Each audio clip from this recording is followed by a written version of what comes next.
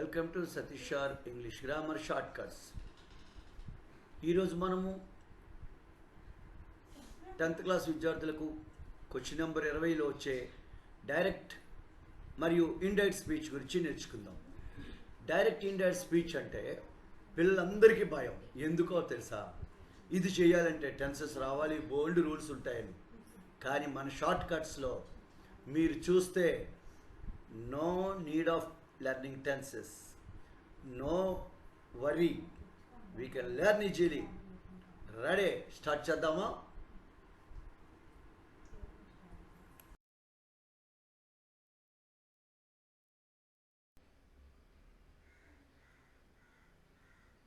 Okay, first direct and indirect speech అంటే ఏంటో తెలుసుకుందాం. స్పీకర్ యొక్క ఎగ్జాక్ట్ స్పీచ్ని మనం డైరెక్ట్ స్పీచ్ అంటాం. అంటే ఇక్కడ ఒక స్పీకర్ మాట్లాడిన మాటల్ని మన కొటేషన్లో ఉంచడం జరుగుతుంది. ఉదాహరణ చూడండి, Ramya said comma I have an important work today. ఈ మాటను మనం కొటేషన్లో ఉన్నది డైరెక్ట్ స్పీచ్ అనమాట. అంటే ఇందులో రెండు భాగాలు ఉంటాయి, ఒకటి రిపోర్టెడ్ పార్టు, అలాగే రెండు రిపోర్టింగ్ పార్ట్. ఇక్కడ రమ్య సెడ్ అనేది రిపోర్టింగ్ పార్టు, కొటేషన్లో ఉన్నది రిపోర్టెడ్ పార్ట్. ఈ రెండింటిని కలిపి రాయడమే ఇండైరెక్ట్ స్పీచ్. మరి అదంటే ఏంటో చూద్దాం.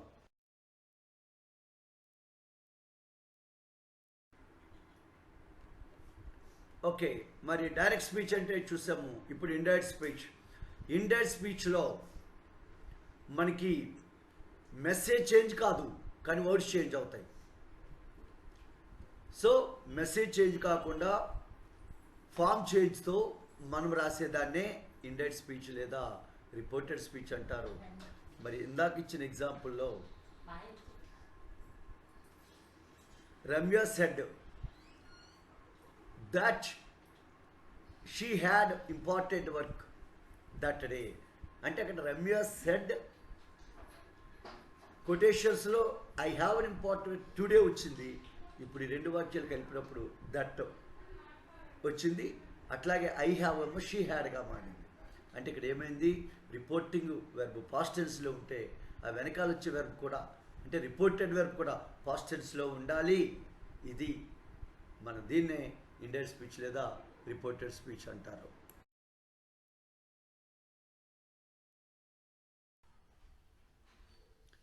ఈ డైరెక్ట్ ఇండైరెక్ట్ స్పీచ్ చేసేటప్పుడు టెన్సెస్ రాకపోయినా మనం ఈజీగా చేయొచ్చు అనేది కదా మన సిద్ధాంతం ఇక్కడ. అందుకే టెన్సెస్ ప్రస్తావన లేకుండా హెల్పింగ్ వెర్బుల్ చేంజ్ చేస్తూ ఉండడం ఎలాగనేది టేబుల్ చెప్తుంది. యామ్ ఈజ్ ఆర్ డైరెక్ట్ స్పీచ్లో ఉండి అప్పుడు అది వజ్ వర్ అవుతుంది పాస్ట్ టెన్స్లోకి మార్చినప్పుడు. విల్లు షాల్లో డైరెక్ట్ స్పీచ్లో ఉంటే వుడ్ షుడ్గా ఇండైరెక్ట్ స్పీచ్లోకి మార్చుతాం. కెన్ను మే డైరెక్ట్ స్పీచ్లో ఉంటే కెన్ కుడ్గా మే మైట్గా మార్చుతాం. అలాగే హ్యావ్ హ్యాడ్గా హ్యాజ్ హ్యాడ్గా మార్చుతాం. అంటే హ్యావ్ హ్యాజ్ రెండు హ్యాడ్ అవుతాయి. మస్ట్ కొన్ని సందర్భాల్లో హ్యాడ్ టు, కొన్ని సందర్భాల్లో వుడ్. అలాగే ఒకవేళ ఏ హెల్పింగ్ వెర్బు లేకుండా V1 ఉంటే V2గా మార్చుతాం. V2 ఉంటే హ్యాడ్ ప్లస్ V3గా మార్చుతాం. వాజు వర్ ఉంటే హ్యాడ్ బీన్గా మార్చుతాం. కాబట్టి ఈ టేబుల్ మనం జాగ్రత్తగా గుర్తుపెట్టుకుందామండి. పెట్టుకుంటే మనం చాలా ఈజీగా చేస్తాం. నెక్స్ట్ ఇది వెర్బ్ సంబంధించిన టేబుల్ అయితే ఇప్పుడు యాడ్వర్బ్ సంబంధించిన టేబుల్ స్టార్ట్ చేస్తాం.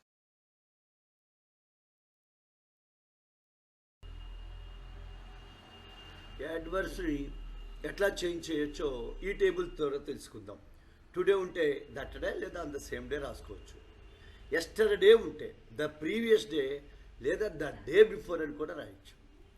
చూడండి, టుమారో ఉంటే ద నెక్స్ట్ డే లేదా ద డే ఆఫ్టర్ అని రాసుకుంటాం. హియర్ హెచ్ఈఆర్, హియర్ అంటే ఇక్కడ, దేర్ అక్కడ. టీహెచ్ఐఎస్ దిస్ అంటే ఇది, టీహెచ్ఏ అంటే దట్ అంటే అది, టీహెచ్ఈఎస్ఈ దీస్ అంటే ఇవి, టీహెచ్ఓఎస్ఈ దోజ్ అంటే ఇవి, ఎగో అంటే బిఫోర్. ఇట్లాగా మనకి ఏంటంటే ఈ రెండు టేబుల్స్ని మనం జాగ్రత్తగా ఫాలో అయితే ఇంకా టెన్సెస్ అవసరం లేకుండా చాలా వేగంగా డైరెక్ట్ స్పీచ్ నేర్చుకుంటాం. ఓకే, మరి ఇప్పుడు ముందుగా ఇది నేర్చుకోవటానికి ముందుగా టైప్స్ ఆఫ్ సెంటెన్స్ అర్థం చేసుకోవాలి.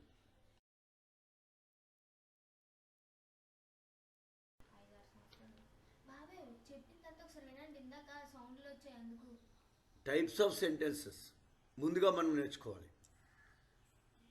ఇక్కడ సెంటెన్సెస్ 4 రకాలుగా ఉంటాయి. అసర్టివ్ సెంటెన్స్ అంటే ఎదుటి వ్యక్తి రెస్పాన్స్తో సంబంధం. స్పీకర్ తన అభిప్రాయం డిక్లేర్ చేస్తాడు. వీటినే అసర్టివ్ సెంటెన్స్ లేదా డిక్లరేటివ్ సెంటెన్స్ అంటారు. రెండోది ఇంటరాగేటివ్ సెంటెన్స్. ఇంటరాగేటివ్ సెంటెన్స్ అంటే మనకు ప్రశ్నలు, క్వశ్చన్స్, అంటే ఇక్కడ క్వశ్చన్ మార్క్తో ఎండ్ అవుతుంటాయి. అసర్టివ్ సెంటెన్స్ అనుకోండి ఫుల్ స్టాప్తో ఎండ్ అవుతుంటాయి. మరి ఇంపరేటివ్ సెంటెన్స్ తీసుకోండి. ఇవి commands, orders, request, advice, warning, వీటిని తెలియచేసి ఇంపరేటివ్ సెంటెన్స్. లాస్ట్ది ఎక్స్క్లమేటరీ సెంటెన్స్ అంటే మనకి స్ట్రాంగ్ ఫీలింగ్స్ లేదా ఎమోషన్స్ను తెలిపే వాక్యాలు. అయితే వీటికి డైరెక్ట్ ఇండైరెక్ట్ స్పీచ్కి ఏంటి సంబంధం? ఇదే మనం రాబోయే స్లైడ్లో తెలుసుకుందాం.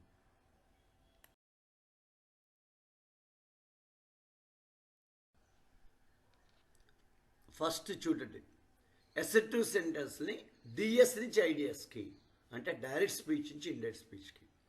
డిఎస్ అంటే చూడండి డైరెక్ట్ స్పీచ్, ఐడిఎస్ అంటే ఇండైరెక్ట్ స్పీచ్కి మార్చేటప్పుడు ఎలా? అయితే ముందుగా కొటేషన్స్లో ఉన్న వాక్యం చెక్ చేసుకోవాలి.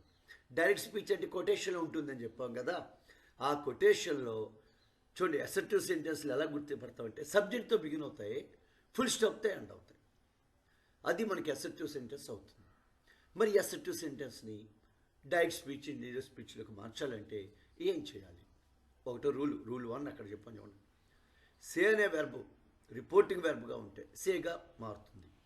సేస్ అనే వెర్బు రిపోర్టింగ్ వెర్బ్ ఉంటే సేస్గానే రాయాలి. సెడ్ అనే వెర్బు అంటే రిపోర్టింగ్ అంటే చూడండి ఇందాక అలా చెప్పాము, కామాకు ముందు ఉన్నది అనమాట. కొటేషన్లో ఉన్నది కాదు, కామాకు ముందు ఉంది. సెడ్గానే మారుతుంది. ఒకవేళ సే టు 2 ఉంటే టెల్గా మార్చాలి. సేస్ టు ఉంటే టెల్స్గా మార్చాలి. సెడ్ టు ఉంటే టోల్డ్గా మార్చాలి. ఇక్కడ చూడండి 2 యాడ్ అయినప్పుడు ఇంతకుముందు సే ఉంది, సే అయింది, కానీ సే టు వస్తే టెల్.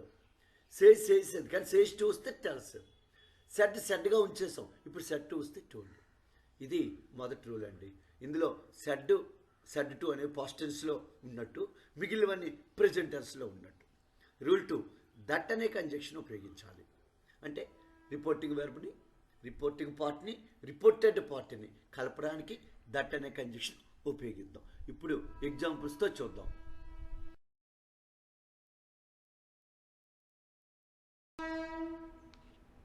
ఓకే, మనం డైరెక్ట్ ఇండైరెక్ట్ స్పీచ్లోకి మార్చినప్పుడు అసర్టివ్ సెంటెన్స్ని ఎలా మార్చాలో ఉదాహరణతో చూద్దాం. ఉదాహరణ చూడండి. హీ సెడ్ కామా కొటేషన్స్లో I am very busy now. ఈ వాక్యం మీరు గమనించండి, సెడ్ కింద అండర్లైన్ చేశాను. అంటే ఇది రిపోర్టింగ్ వెర్బ్ అనమాట. చూడండి, రిపోర్టింగ్ వెర్బ్ తర్వాత కామా ఉంది, కొటేషన్స్లో వాక్యం ఉంది. అయితే మనము ఇండైరెక్ట్ స్పీచ్లోకి మార్చినప్పుడు సెడ్ ఉన్నది కాబట్టి సెడ్గానే రాయాలి. అందుకే అక్కడ సెడ్ అండర్లైన్, ఆన్సర్ ఇది దాని ఎదురుగా సెడ్ అండర్లైన్. ఇప్పటికి రిపోర్టింగ్ పార్ట్ అయిపోయింది. ఇప్పుడు రిపోర్టెడ్ పార్ట్లోకి వెళ్ళాలి. ఈ 2 పార్ట్లు కలపడానికి దట్ అనే కంజంక్షన్ చూడండి, ఇటాలిక్ లెటర్లో దట్ వాడాము. అంటే ప్రతి వాక్యం ఇటాలిక్ దట్టలో అసర్టివ్ వాక్యం అయితే దట్ వాడాలి. ఇక్కడ అయామ్ ఉంది. ఐ అంటే నేను చెప్పింది కాదు ఈ మాట, ఐ అంటే నేను కదా అయామ్ అంటే. కానీ ఇక్కడ హీ సెడ్ అతను చెప్పాడు కాబట్టి అయామ్ ఏమైంది, ఇక్కడ రెడ్డింగ్ చూడండి, అక్కడ రెడ్డింగ్ హీ వాజ్ అయింది. అంటే ఐ అనేది హీగా మారింది, యామ్ అనేది వజ్గా మారింది. Am is are was were అవుతాయి అన్నాం కదా, అందుకే యామ్ వజ్ అయింది. Very happy. నవ్ అనేది చూడండి బోల్డ్ లెటర్లో చెప్పాము, దెన్గా మారింది. అందుకే he said I am very busy now అనేది he said that he was very busy దెన్గా మారింది. మరి రెండో వాక్యం చూద్దామా. He said to me I will help you tomorrow. ఇక్కడ సెడ్ టు రిపోర్టింగ్ వెర్బ్, అక్కడ టోల్డ్ అయింది. అంటే అసర్టివ్ వాక్యాలకి సెడ్ టు టోల్డ్ అవుతుంది. అలాగే కొటేషన్స్లో మనకి ఐ విల్ ఉంది, అక్కడ షీ వుడ్గా మారింది. ఇక్కడ అమ్మాయి చెప్తుంది, ఇక్కడ షీ చెప్తుంది, ఆ అమ్మాయి చెప్తుంది. అంటే ఎప్పుడు అయ్యున్నా స్టార్టింగ్ ఎవరుంటే వాళ్ళుగా మార్చేయాలి మనం. ఇక్కడ చూడండి ఐ ఉంది, హీ ఉంది, స్టార్టింగ్లో హీగా మారింది. రెండో ఎగ్జాంపుల్లో ఐ అనేది షీగా మారింది. విల్ అనేది విల్ వుడ్ అవుతుంది. ఆ టేబుల్లో వచ్చాం. తర్వాత యు ఉంది చూడండి. యు అంటే ఏంటి? ఆమె నాతో చెప్పింది కాబట్టి యు ఆబ్జెక్ట్లో ఉంది. Subject I, verb will help, object you. Object you అంటే రెండో వ్యక్తి, అంటే సెడ్ టు తర్వాత ఎవరుంటే అదే ఆబ్జెక్ట్ అనమాట. అందుకే మీ అయింది. మరి టుమారో అనేది ద నెక్స్ట్ డే అయింది. టుమారో అనేది ద నెక్స్ట్ డే అయింది. గుర్తుపెట్టుకోండి. మనకి ఇక్కడ కొటేషన్స్లో ఉంది. ఇది జాగ్రత్తగా చూసుకుంటున్నాం.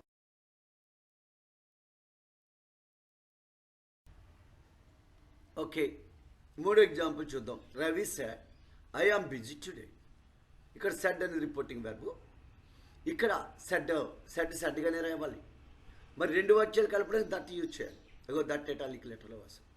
ఐ ఆమ్ అనేది ఇక్కడ ఐ అంటే రవి ఉన్నాడు, మగాడు ఉన్నాడు, అందుకే హీ వాజ్ అయింది. అంటే ఐ ఎప్పుడైనా స్టార్టింగ్ ఎవరుంటే వాళ్ళని బట్టి మార్చాలి. అబ్బాయి ఉంటే హీగా మారుతుంది, అమ్మాయి ఉంటే షీగా మారుతుంది. అలాగే బిజీ అక్కడ టుడే ఉంది చూడండి. టేబుల్ రెండో టేబుల్ ఇచ్చాం. టుడే ఏమవుతుంది?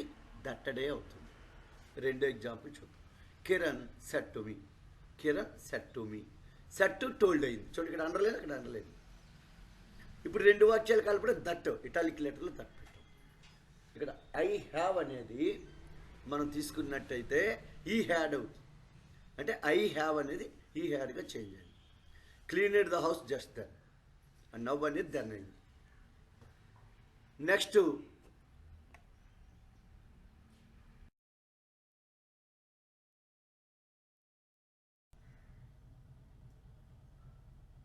నెక్స్ట్ ఎగ్జాంపుల్ చూడండి. Ramya said to Rahim. ఇక్కడ స్పీకర్ రమ్య, లిజనర్ రహీం. అందువల్ల ఇక్కడ రమ్య స్టార్టింగ్ కాబట్టి ఐ ఉంటే షీ అవుతుంది అనమాట. మై ఉంటే హెర్ అవుతుంది. అయితే ఇక్కడ సెట్ టోల్డ్ అవుతుంది. ఎసెట్ వాక్యం కదా కొటేషన్లో ఉంది. అందుకనే ఇక్కడ సెట్ టోల్డ్ అయింది. ఈ రిపోర్టింగ్ పార్ట్ రిపోర్టెడ్ పార్ట్ కలపడం దట్ అనేది కంజక్షన్ యూజ్ చేసాము. ఇక్కడ మై ఫాదర్ అన్నది అంటే రమ్య ఫాదర్ అన్నమాట. అందుకే హెర్ ఫాదర్. వీళ్ళేమో వుడ్ అయింది చూడండి. Her father would. అటెండ్ ఇక్కడ ఏంటంటే యువర్ మ్యారేజ్. ఎవరంటే రహీం అనమాట. యు అన్నా ఎవరన్నా రెండో వ్యక్తికి చెందుతాయి. అంటే రహీం రెండో వ్యక్తి కాబట్టి హిజ్ మ్యారేజ్. మరి టుమారో ఏమవుతుంది? ద నెక్స్ట్ డే అవుతుంది. అంటే టుమారో అనేది ద నెక్స్ట్ డే అవుతుంది. తర్వాత చూడండి next example. Raghu said to Rani. ఇక్కడ రఘు మాట్లాడుతున్నాడు రాణితో. I must give you my laptop today. ఈరోజు నీకు నా ల్యాప్టాప్ తప్పకుండా ఇవ్వాలి అని చెప్పాడు. ల్యాప్టాప్ రఘు చెప్తున్నాడు రాణితో. నేను నీకు నా ల్యాప్టాప్ ఇస్తానని. నేను అంటే రఘు ఇస్తాడు, నీకు అంటే రాణికి ఇస్తాడు. నా ల్యాప్టాప్ అంటే రఘు ల్యాప్టాప్. అందుకని ఇక్కడ సెట్ టోల్డ్ అవుతుంది. ఈ రెండు రిపోర్టింగ్ పార్ట్ రిపోర్టెడ్ పార్ట్ కలపడం దట్ యూజ్ చేస్తున్నాం. తర్వాత ఐ మస్ట్ అనేది ఈ హ్యాడ్ టుగా మారుతుంది. ఐ మస్ట్ అనేది ఈ హ్యాడ్ టుగా మారింది. గివ్ యూ అంటే ఇక్కడ యూ అంటే రెండో వ్యక్తి కదా, రాణి కదా. రాణి అంటే ఇక్కడ ఆబ్జెక్ట్లు కాబట్టి హెర్. మై ల్యాప్టాప్ అంటే రహీం యొక్క, అది రఘు యొక్క ల్యాప్టాప్. అందుకే హిజ్ ల్యాప్టాప్ అయింది. మరి today that day, tomorrow the next day. అట్లాగే మనకి ఇవి మారుతాయి.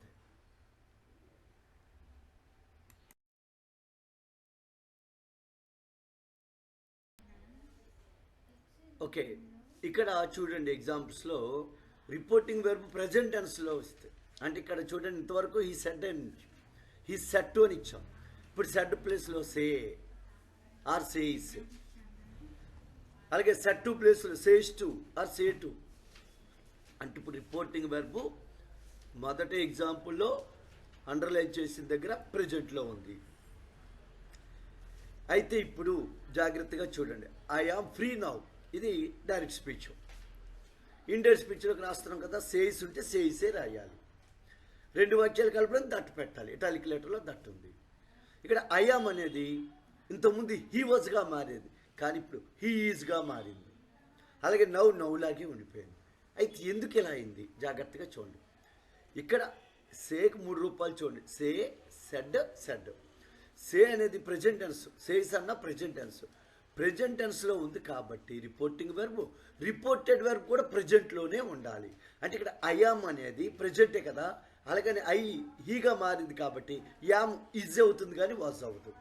అంటే ఇక్కడ ఏమైంది, హీ ఈజ్, ఐయామ్ అనేది హీ ఈజ్గా మారింది. అంటే ఇక్కడ సేయిస్ అనేది ప్రెజెంట్ టెన్స్ కాబట్టి హీ ఈజ్ కూడా ప్రెజెంట్ టెన్సే. అంటే రిపోర్టింగ్ వెర్బ్, రిపోర్టెడ్ వెర్బ్ ఒకే టెన్స్లో ఉండాలి, యూనివర్సల్ ట్రూత్కి తప్ప. ఇంకొక ఎగ్జాంపుల్ చూడండి, రిషి సేస్ టు హిమ్. ఇక్కడ సేస్ టు అంటే టెల్స్, అర్థమైందా? మరి సేస్ టు టెల్స్ అయింది అంటే ఇది కూడా ప్రెజెంట్ టెన్స్లో ఉంది. అందుకే అక్కడ ఐ మస్ట్ అనేది షీ మస్ట్గా అంటే ఇక్కడ అర్థమైతే ఐ షీ అయింది. మస్ట్ ప్రెజెంట్లో అంటే ప్రెజెంట్లోనే చేయాలి. అంటే ఇక్కడ మనం చేయవలసింది ఏంటంటే రిపోర్టింగ్ వెర్బ్ ప్రెజెంట్లో ఉంటే రిపోర్టెడ్ వెర్బ్ ప్రెజెంట్లో ఉండాలి. రిపోర్టింగ్ వెర్బ్ పాస్ట్లో ఉంటే, ముందుటి స్లైడ్లన్నీ పాస్ట్లో ఉన్నాయి, అప్పుడు రిపోర్టెడ్ వెర్బ్ కూడా పాస్ట్లో ఉండాలి. ఇది యూనివర్సల్ ట్రూత్ తప్ప. అందుకే యూనివర్సల్ ట్రూత్ ఎలా ఉంటాయి చూద్దాం.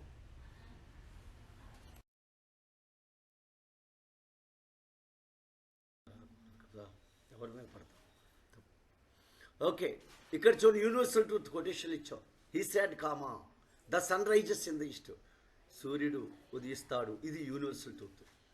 యూనివర్సల్ ట్రూత్ వచ్చినప్పుడు ఇక్కడ సెడ్ అనేది పాస్ట్ టెన్స్, రైజెస్ అనేది ప్రెజెంట్ టెన్స్. అయితే రెండు వాక్యాలు కనుక దట్ పెట్టాలి, దట్ పెట్టాం. అయితే ఇక్కడ అంటే ఇక్కడ ఏమైంది, రిపోర్టింగ్ వెర్బ్ సెడ్ పాస్ట్ టెన్స్లో ఉన్నప్పుడు కూడా ఇది రైజ్ రోజుగా మార్చుకుంటే రైజెస్గానే ఉంచేస్తుంది. అంటే యూనివర్సల్ ట్రూత్ అయితే కొటేషన్లో ఉన్న వెర్బ్ మారదు. మరొక example, the teacher said to us the earth revolves around the sun. Teacher said to told అయింది, టోల్డ్ పాస్ట్ టెన్స్లో వచ్చిన the earth revolves around the sun, ఇది యూనివర్సల్ ట్రూత్. అందుకే ఇక్కడ ఇది చేంజ్ అవుతుంది అన్నమాట. అందువల్ల యూనివర్సల్ ట్రూత్ వస్తే దట్ పెట్టాక యాజ్ ఇట్ ఈజ్గా రాసేయాలి. ఇవి ఎసర్టివ్ వాక్యాలు. మరలా మనం ఇంటరాక్టివ్ వాక్యాలని, ఇంపరేటివ్ వాక్యాల్ని, ఎక్స్క్లమేటరీ వాక్యాల్ని వేరే పార్ట్ 2లో చూద్దాం. Thank you.